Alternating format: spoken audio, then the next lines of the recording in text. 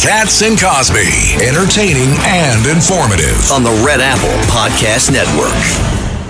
And joining us now is Senator Ron Johnson. He's, of course, on the Senate Homeland Security Committee.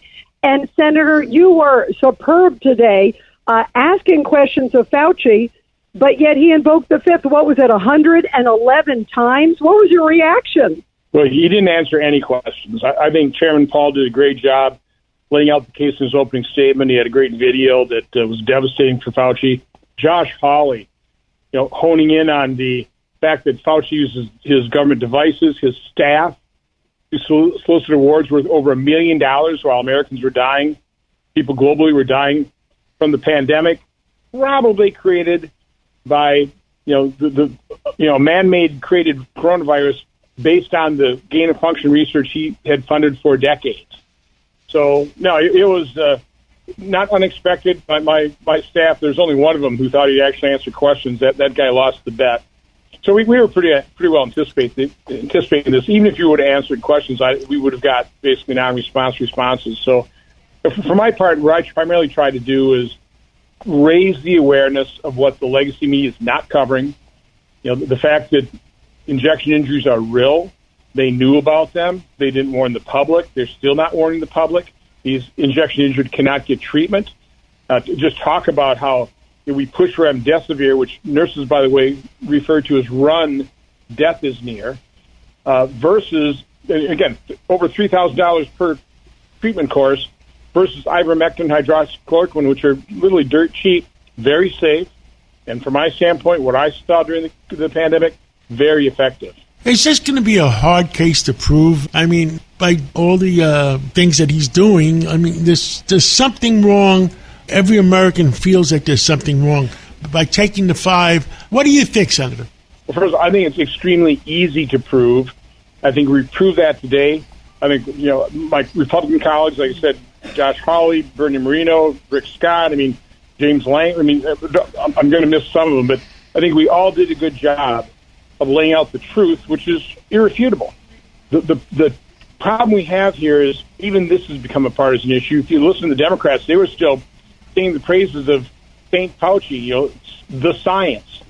And you've got way too many Americans who just want to move on. They don't want to hear any more about COVID. They don't want to admit they were wrong, probably injecting themselves repeatedly with this experimental gene therapy. So our biggest problem is just getting people to open up their eyes. The good news is once people's eyes are opened, it's pretty difficult to close them. So you've got a growing percentage of the American public who are kind of wise to these guys now, realize the corruption, realize all the damage and destruction caused by Anthony Fauci.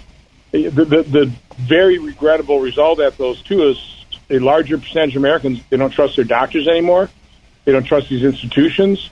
They never want to go to the hospital. I'll be holding an event on hospital protocols, and we're getting in the testimonies. They are horrific. They are gut and heart-wrenching. But, again, I think the truth is easy to prove. It's not very well received. It's not very accepted. Of course, the legacy media who are complicit in this, they're not covering it. The pardon that he received from President Biden, is it any good? No, I think it's extremely effective, yeah. Kind of what we've heard behind the scenes is Biden was fully aware of this. This wasn't just something cooked up with the autopan with staff. I think he was fully aware. Again, he's a worshiper at the altar of St. Fauci himself. So I don't think you have the autopan issue here.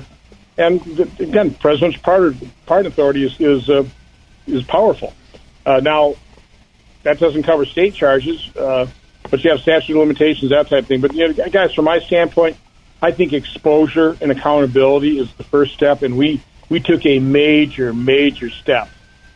And again, I got to thank Senator Paul. My investigations have been going to the vaccine. The vaccine's injured. Kind of another thing. I've kind of let Senator Paul have this lane because this is what he's been, interested in for years. And he was on help and he questioned Dr. Fauci. So he's done a good job and laid it out in the reading room and held this hearing today, which I think really held Anthony Fauci accountable and laid out his megalomania, his corruption for all the world to see.